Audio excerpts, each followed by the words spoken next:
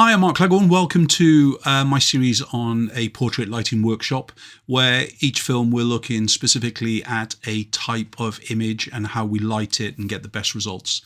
So there's the familiarity that we're going to be running through, where we're looking at the light and its position, the animation of the subject in relationship to the camera, and of course the f-stop with any specific kind of equipment that might make the portrait a little bit easier to succeed with. We'll get it going today with the profile and nailing this portrait profile. It's one of the most dynamic images that you will take as a portrait photographer. Something that is so classical, but in the same breath can be used in such a creative, contemporary, even dynamic way because of its positioning. And obviously we can change the whole different genre as far as the amount of light in the scene by just what we physically do as to light the subject with. In other words, the size of the softbox or the size of the light and where it is positioned. In this film specifically, we are looking at how to nail it. So in other words, guarantee the results. And we are looking at the classic. So I've allowed light to kind of spill onto the shadow eye. That's the eye nearest to camera position. So it is truly light in the 5 planes of the face. That is the forehead, the chin, the 2 cheeks and the nose. There is some light spilling onto the background, but that is spillage rather than actually an extra light. So we are looking at a portrait with just one light source. The key for a profile, as a rule, will be to make sure that the face is in true profile position and the eye furthest away from camera doesn't kind of get turned towards us. We'll look at why in a minute. The light source itself is going to be positioned at the 1 to the 2 o'clock photographic position where we're using the clock. I'll show you now in a minute. However, if I wanted just a rim light, so no detail on this shadow eye nearest camera position, the light would actually be coming from the likes of the 12 o'clock position, or if that wasn't available, as close to the 12 to the 1 as you can physically get away with. So we're working with a small softbox in this. It's just a small octa. It's a kit box, so no extra money's involved. The subject is only around about a couple of feet away from the background. So that makes the softbox itself be in position very, very close to the background, and hence we get that little bit of spillage. Now, obviously, if we were looking to shoot in a very similar space, what we couldn't really use if we didn't want any light onto the background is a background with any detail at all. So in other words, a pure black background, possibly a velvet, would actually suck up enough of the light so you'd have no kind of detail in there without having to do some fixing in Photoshop, as it were. Or you could use the likes of barn doors or grids to actually get a very similar effect. Snoots, of course, are included in that. But let's look at the image. So the kind of the ingredients to this shot are the profile position. So the head is actually looking at between the 3 o'clock and slightly towards the 2, but really at the 3 o'clock position. The back is going to be turned to the camera position. Now, when we talk about the clock and compass, we talk about the subject always being in the middle of the clock. And then the camera is always at the 6 o'clock. And then when we basically position the light, we can guarantee where we understand that light's going to be positioned. So hence, camera's at 6, the subject is in the middle of the dial, and then the light position, as we see now, is between the 1 and the 2 o'clock position. The closer to the 1 and the closer to the 12, the less light will actually fall onto the shadow part of the face. So when we start to look at the clock face, hopefully this can make it understand more of its position. So you can work very, very close to your background. You just need to ensure that for you, it's whatever you've got at hand. You know, if all you've got is a shoot-through umbrella, except that the light is going to spread and the light is going to flare towards the lens and so on. So we need to use a longer lens where possible and shield the lens itself. And if we're using a filter on the front of the lens, like a protection filter, a skylight filter, even a softening filter, I'd recommend that we lose that and make sure that the hood is protecting the glass and you're not putting an extra piece of glass in front of your glass, as it were. In other words, a filter on the front. Now, whereas the light position that we're seeing in the photograph, we're looking at that light position between about the 1 and the 2 o'clock position. But as I said, if we move that light closer to the 12, then we would actually just have a rim light around the subject, and then we'd have a kind of a classic rim lit photograph rather than a profile photograph. Now, when we kind of look at this image, I kind of just put a little bit of rolled up paper in the hand, and this is kind of a demonstration as a portrait photographer. At some stage, you're going to shoot a graduation, you're going to shoot some kind of investiture, you're going to shoot some kind of award. And if you imagine that in his hand was a diploma, he's got on his robe and his hat and so on with it, then this is a classic dynamic image that will add into the portrait sales. Now, we will be looking at a similar kind of image in future films where we are having not as dynamic profile light. So in other words, we're giving more illumination to the shadow. But in this case, I wanted to keep to the classic so you know how to create it time and time again.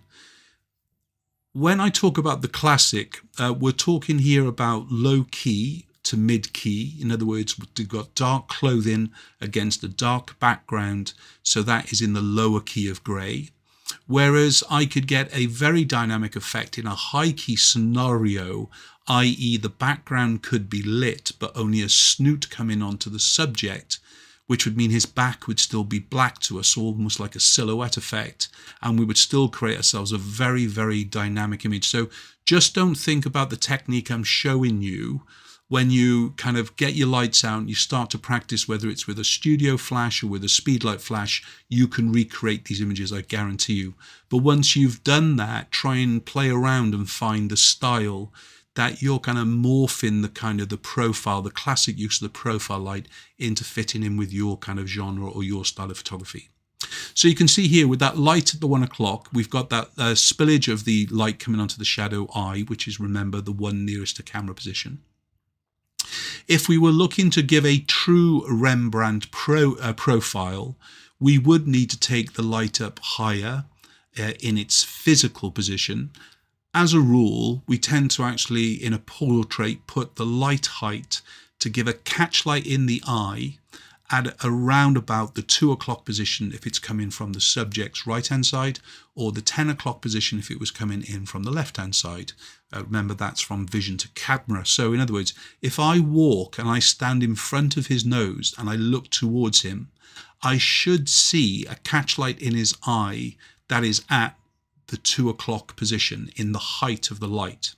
So we don't only talk about the positioning of the light, we talk about the height of the light. Now, different people, different facial structure, deep eyes, shallow eyes, large nose, big foreheads, a lot of hair, you know, the light height will need to slightly change, or the angle of the head position. So in other words, either raising the chin or lowering the chin can change the actual catch light within the eye itself. Okay. In this case, as I said, if we walked around to the side, we would see a 2 o'clock catch light within the eye. But if I did want to create that Rembrandt effect, I'd need to move that light higher and around towards the 1 o'clock position. So all we would have then is a nick of light just below the shadow eye. So the ingredients are light at the 1 o'clock position, the subject's back towards the camera, or at least 3/4 position. It's more comfortable than trying to actually turn the head where the subject's body is looking towards camera position. Small light source will make it easier for you and it won't flare into the lens as much. You're going to be looking at a long lens with preferably a lens hood and no filter on the front. And I'd recommend that you don't use a fill light for the more dynamic images. And that way you can pretty much nail the profile portrait. So with that light in the position, we understand that now, and we know the results we're going to get. If we turn the body towards us, we'll put a strain on the neck. So I mentioned that we usually want the back turned towards camera position, whereas if the chest is turned towards camera position, we will put a very strong neck, and it can be very uncomfortable for the subject themselves, and you'll kind of lose a little bit of the natural kind of relaxation that can appear with this.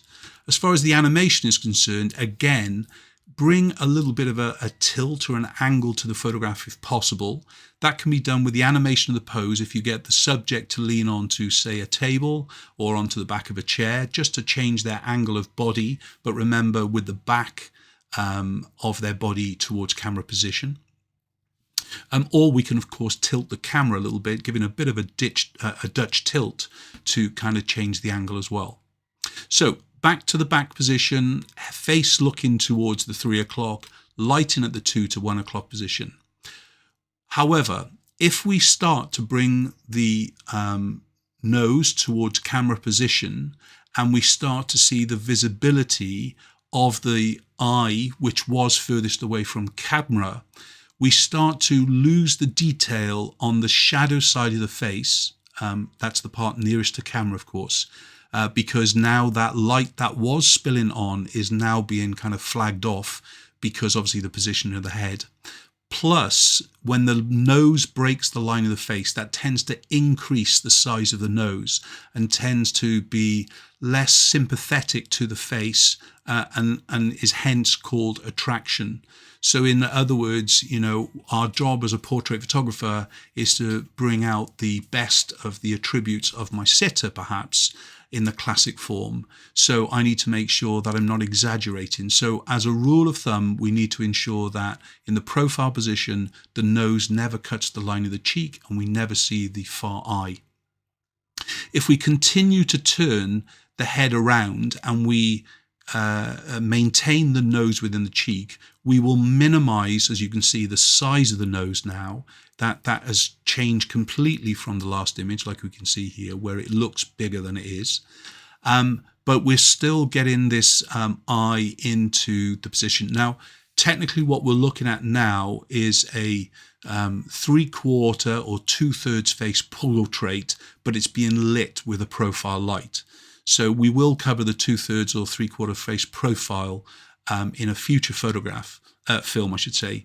But really what we need to do at this point is keep to the profile. So the more we turn the head towards camera position, you will actually start to put the one side of the face more and more into shadow, which can be good. However, we start to break the tradition of the profile. If we turn the head too much, we will naturally turn the body. You will naturally start to create a almost split light to the subject as well, depends on the height of the light. But you will start to completely break the recipe of the profile light. So remember, the profile light, you can do it with body to camera position, but it's better where the back is in position, but we need that light in the 2 to the 1 o'clock. So if you can just remember those elements, you will absolutely nail the profile lighting every time you try and achieve it. Remember, small light source, longer lens if possible. And as far as the lens hood is concerned, use it as much as you can, please. And if possible, take off any filter on front of the lens. Hope you enjoyed this film. I'll see you on the next one.